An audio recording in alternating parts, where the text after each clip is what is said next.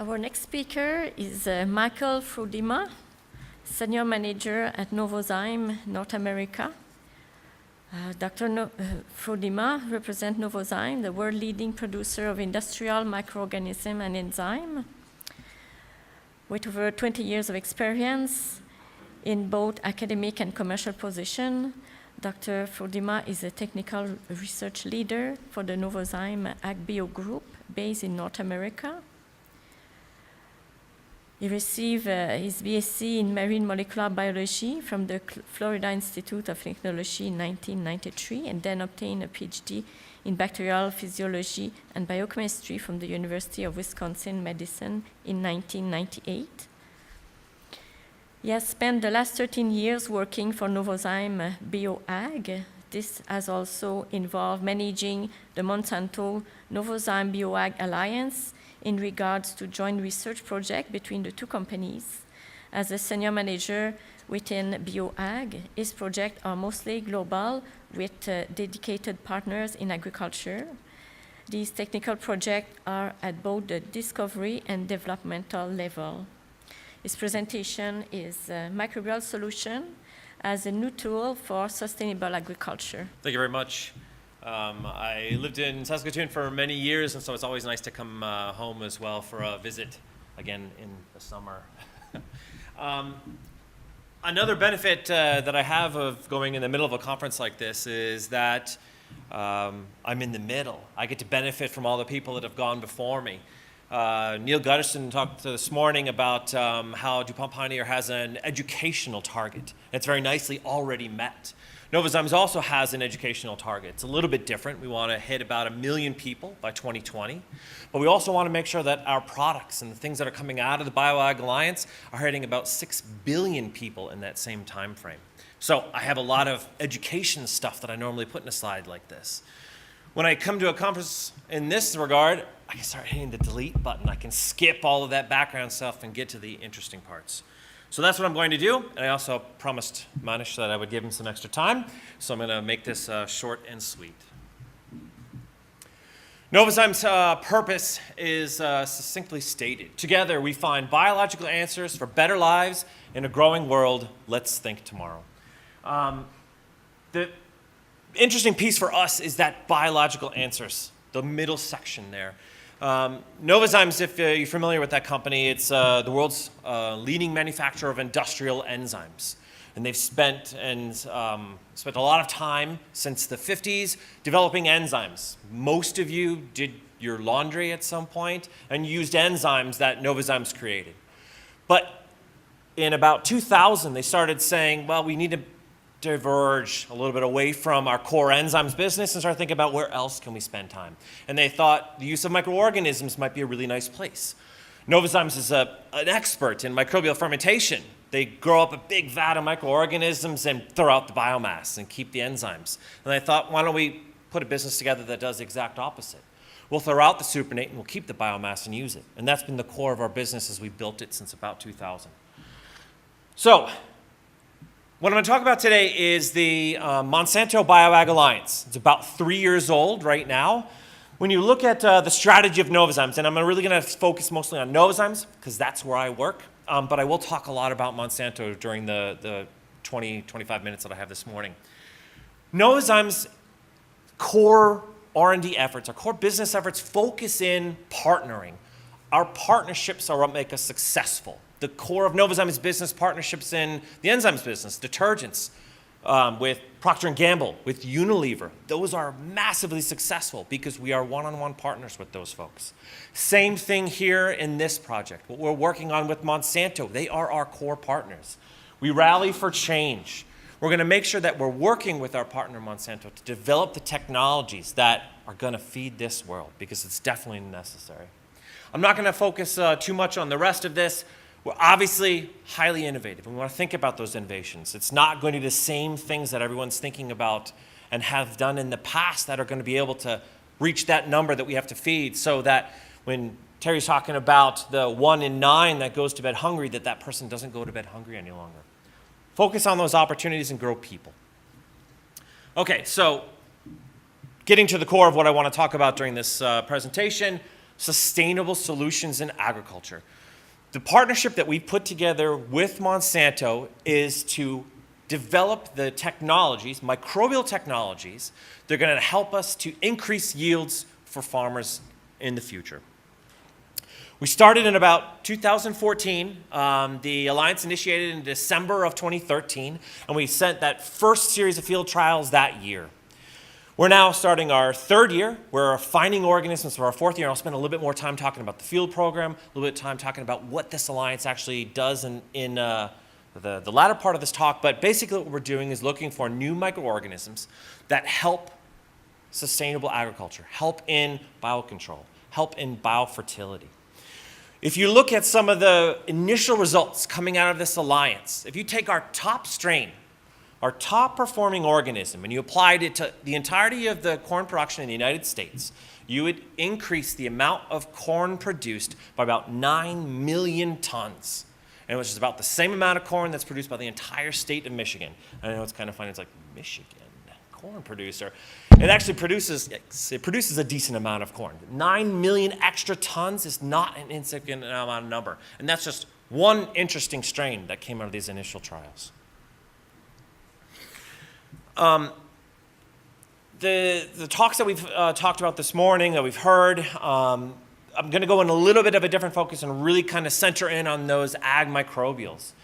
If you look at the biologicals business, there's a decent portion of it that talks about biochemicals, so non-synthesized chemistries that are used in agriculture. Beneficial insects are a significant part, but the pesticides, the microbial biopesticides and the microbial inoculants are a really big thing.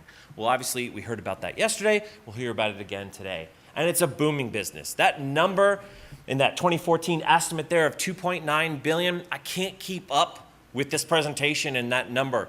It just keeps going higher and higher and higher. So the opportunity is really cool, and it's certainly really there.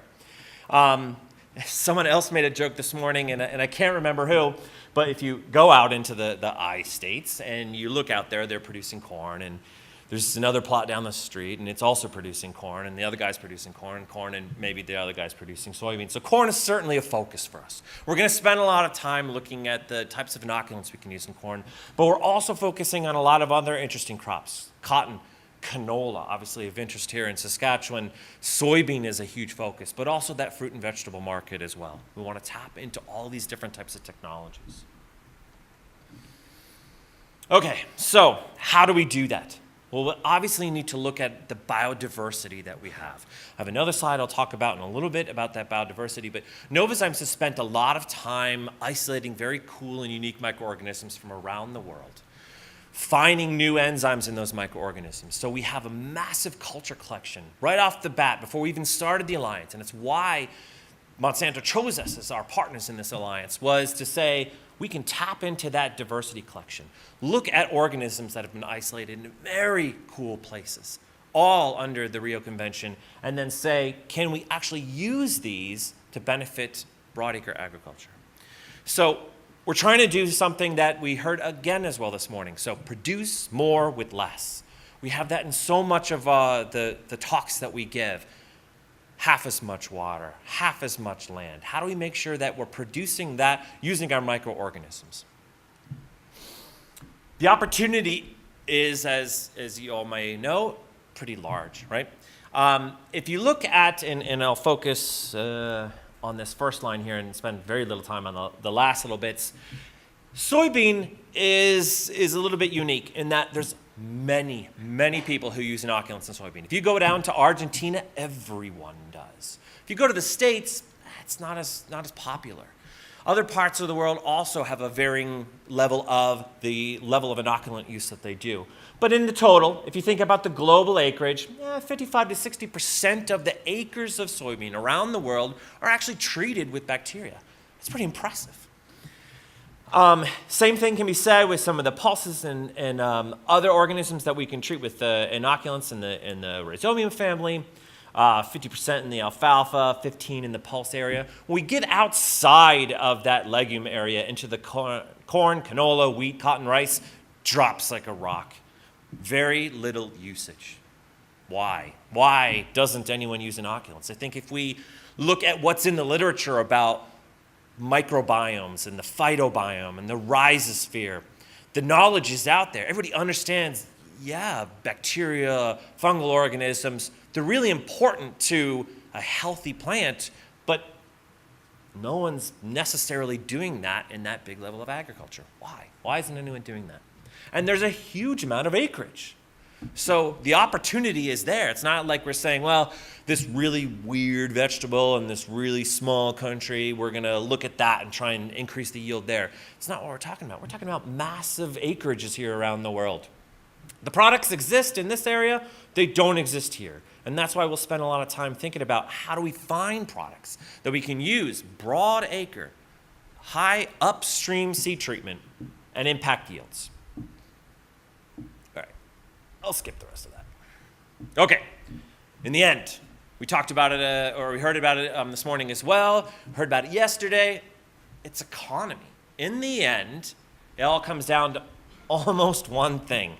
And you could argue back and forth of whether or not it really is all about yield, but it kind of is. You can affect a lot of different aspects of the crop.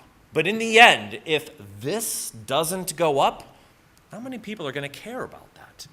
So there's two aspects that we do within the Novozymes Monsanto BioAg Alliance to help address this yield and fit what that farmer wants to look for.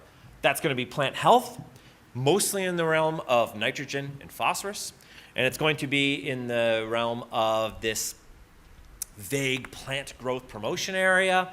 We could talk about that for a very long time. And then there's this other really huge piece. That's biocontrol.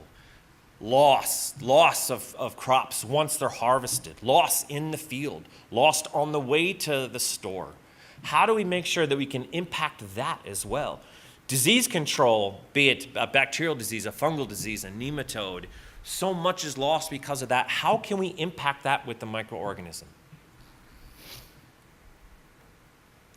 When you look at, and this is a little bit of a cartoon that I stole out of a little mini video that Monsanto put together, there's really three kind of basic areas that we play around in this microorganism field. You have your commensals, so these are your organisms that are living in the rhizosphere, they're living in the rhizoplane, they're affecting plant growth. You have your beneficial microbes. They're a very significant impact, right? So all of your rhizobium are going to fit in here. All of the organisms that are directly impacting phosphorus, so phosphorus solubilizer, different types of fungal organisms and bacterial organisms directly impacting the plant's ability to uptake phosphorus, also in that beneficial microbe stage. How do we find more of these guys? And then how do we find these guys that are actually then having a direct impact on these guys, all the pathogens? How do we find those cool microorganisms that without any extra added chemistry are going to significantly impact and reduce the amount of pathogenic microorganisms in the field? So the Alliance is really going to focus on this area here, bacteria and fungi. We have spent in the first 2 years really focusing on the bacterial piece, and now we're really spending a lot more time in this slightly more complicated fungal piece, identifying organisms, impacting that diversity, and then testing them out in the field. So I'll talk a little bit more now about what exactly we're going to do. And this is one of those slides that Monsanto has put together. There's a lot of things that we do in this alliance, right? We spend a lot of time with academic collaborations. We have close to 45 different academic collaborations around the world. Small companies as well, large companies. All of those impact our ability to find and be able to use new microorganisms in the field. I'm not going to spend time on this because I think there are other cooler slides that I can spend time on. So this is in the core what the Alliance is all about. And what we're trying to do is identify new microorganisms that we can use in the field, like I mentioned before, that are going to directly impact yield. In the first part of this, our discovery efforts are independent. Monsanto has their discovery effort, and we have our discovery efforts. We don't share that. It's considered confidential between the two companies, and we do that on purpose. I don't want to have to impact what Monsanto is doing on their side with what we might want to do on our side. We focused a lot on, say, for instance, the spore formers in the first part, because Novozymes is really good in spore formers. They make great production organisms for enzymes. So we have a lot of those that we can test out. Monsanto, on the other side, looked for a lot of gram-negatives. So we've really spent a lot of time thinking about the types of organisms that we want to isolate in the alliance here. Once those have, oh my God, I've hit the wrong button every time. Okay, once we've done that, they form this pool of microorganisms that go out into the field. When we started this trial back in 2014, we had a small series of organisms, about 50 or so, went out into the field. Test model. Very short amount of time that we had to put that together. The second year, we sent out organisms to 170,000 field plots across the United States. Last year, this year, we'll do over 500,000 independent field trials across the United States, and now hitting closer to 600,000 field trials. That's a huge reach that we would never have been able to do ourselves. And it's truly this collaboration with Monsanto that has allowed us to do that. We do a very small-scale fermentation, which immediately is sent out into the field as a seed treatment for yield testing. A lot of data is collected there, and I'll talk about that in a few minutes. In the end, though, the obvious idea is that some organisms have fallen out of this series of field trials, and I'll talk a little bit about that in a few minutes, that now are really cool opportunities. They have a nice yield bump, and they repeat themselves in a lot of different environmental conditions. Now I'm not hitting the right button. Okay, so I just mentioned a moment ago, we're testing all across the really important states in the US and the corn and soybean regions.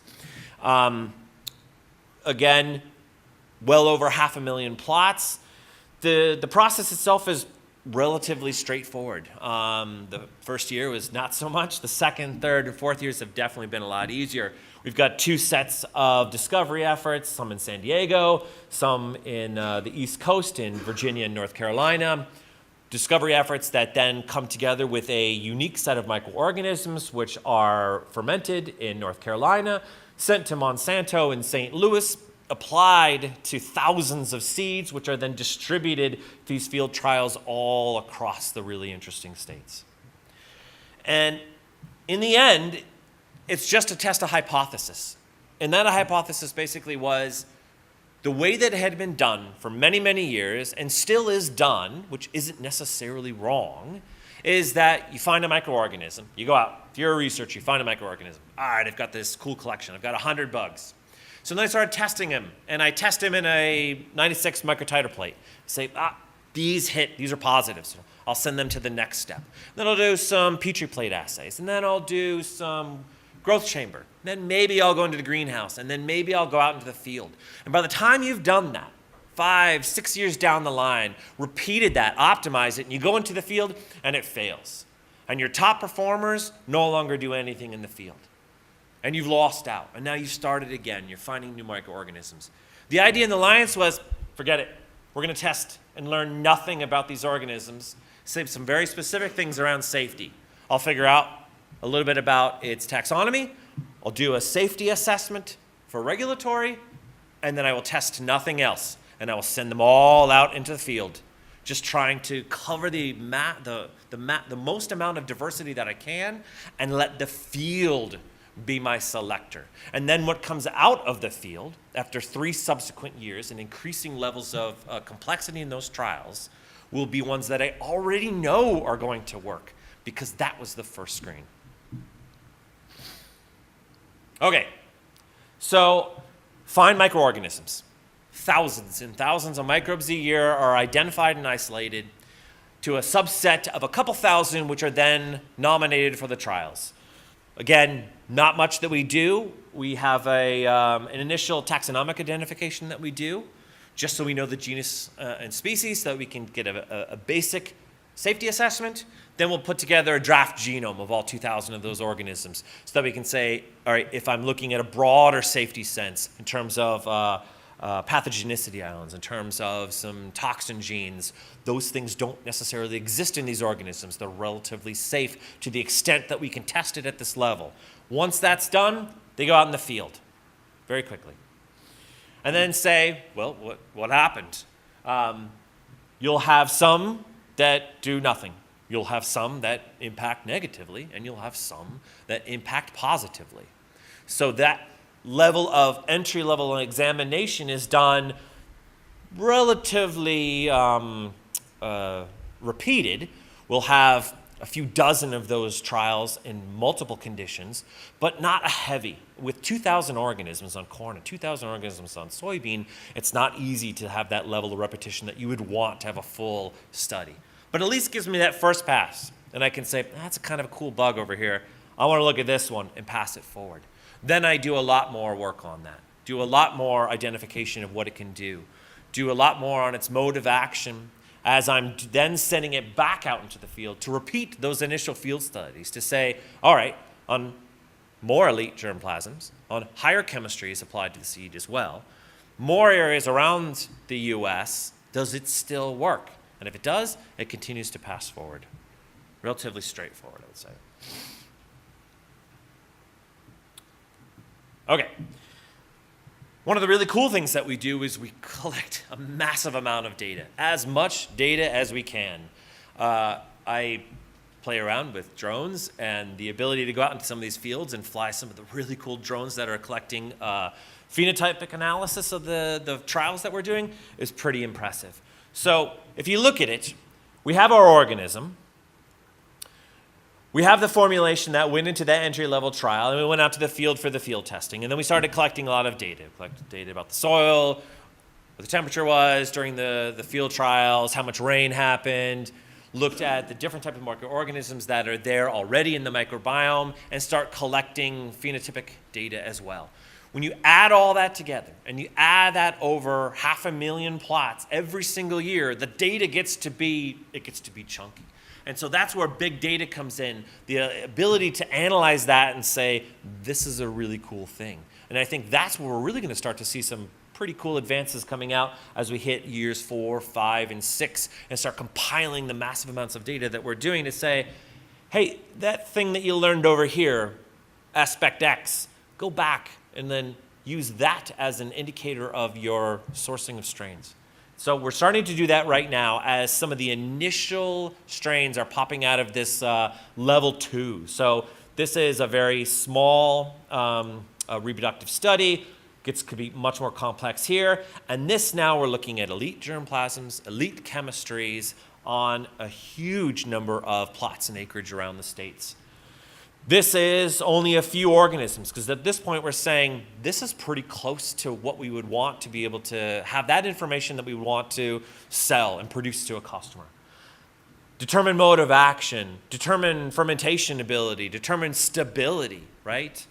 This is interesting, but this is only interesting if I can put that upstream. I don't want to have to deal with a million different types of seed treatment practices at a very mid or low stream type of seed treatment. I want to do this way upstream. I want to do this at the seed manufacturers themselves. And that means what I have to be able to do is I have to live on that seed for a very long time.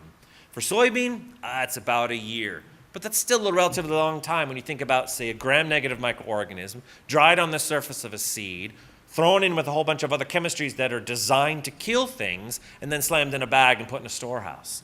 And that storehouse might be somewhere in, say, South America, where it's 25, 30 degrees and 65% relative humidity all day long. And it still has to last a year and have the same effect that you saw in your trials. Corn, it's even worse. It's 2+ years. A little bit better conditions, but still a very long time. Okay, I got the wave that I'm running out of time. Sorry, Manish. We spent a lot of time in this fermentation. Again, this is where Novozymes has its expertise. How do we make sure that we manufacture that organism so that it is able to do its job in the field? We saw it worked. We saw that we could have stability. We saw we had efficacy. How do we make sure that this piece of it is optimized? We know that I can grow it in condition A or condition B, and that has a huge impact on what it does. Potentially even years later, it can still have an impact, including in that stability realm. So how do we spend a lot of time here? This is where Novozymes has that key aspect of the partnership. In the end, already, 3 years into this alliance, what's coming out of level 2 in corn at the moment is providing about a 4 bushels per acre increase in yield. For our partners Monsanto, they say that is a transformational increase in yield. It's a big number. We'll continue to do this, looking at our corn and soy yield rates. So there are different numbers. So for corn, we're trying to hit that 4 to 5 bushels. Soy, between 1 to 3. But it's got to have a nice win rate. And that win rate being it works most of the time, independent upon the soil conditions, the temperature, the state you put it in, where around the world you might have put it in.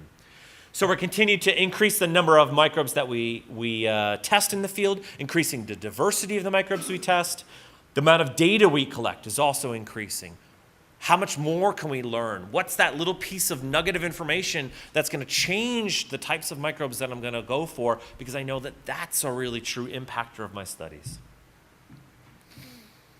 Okay, in the end, this is something we have to spend a lot of time thinking about. Education. Again, Neil spent time with that this morning. We spend a lot of time thinking about education, but there's so many aspects of this that come together. It's not just Monsanto and Novozymes working together. There's a lot of industry collaboration that we have to do. All of these things, regulatory, production, the data, all of that comes together to make sure that when we start producing these products, launching products into the field in the next couple of years, that we'll have good, sustainable solutions to help farmers around the world. And on that, I think it's my last slide. Thanks. I can say that there are really cool things that are popping out, things that we wouldn't have expected. They are environmental and they are also genetic. They're genetic on the plant side and they're genetic on the microorganism side. If I had to make a very bland, boring statement about microbial genomics, I would say that's a really cool place where we've learned a lot of things. In the end, it's a selection and a screen. And no matter what I do, I'm going to miss things, no matter what. So all I try and do is address it as best as I can, different types of media, different types of growth conditions, different types of selective pressures, to say, all right, well, I've hit the vast majority. The other aspect of that is, yeah, okay, I might miss some of these non-culturals, but in the end, I have to be able to grow it at huge scales. And if I can't even get it to grow on a Petri plate and then be able to use that in my field studies, how am I then merely 2 years later going to grow this in thousands and millions of liters of fermentation media at stable enough conditions to be able to do that upstream seed treatment process? Yes, we've certainly found new species, new genera, new families, and new orders that we had never seen before. That's not in the literature. It's actually one of the coolest things that I could spend hours talking about, the cool bugs that we have found that no one's seen. In terms of the phenotyping, that's an industry that's not majorly mature, but it's relatively mature. And so if you look at like Lemnitech and WPS, those guys have nice greenhouses that can do that, but they're now branching out into the field phenotyping systems. And Lemnitech and WPS both have combine-driven systems, robot and drone-driven systems, but also the flying drones, satellite drones. Those are all things that they contribute to that phenotypic analysis. Most of the data is visible light cameras. That's actually where most of the cool data comes out. They've got fancy UV vis, you've got your hyperspectral cameras, but in the end, visible light really gives you the vast majority of really cool stuff. And I forgot what your third question was already. Oh, regulators. Where's Neil? I can default to his answer as well in regulatory. I don't want to put words into the regulator's mouth, but we will go through registrations with all these microorganisms. As you might expect, Monsanto is a very cautious company. And so to make sure that we are covering all the bases, every single one of the products will be fully registered as if it was a biocontrol product.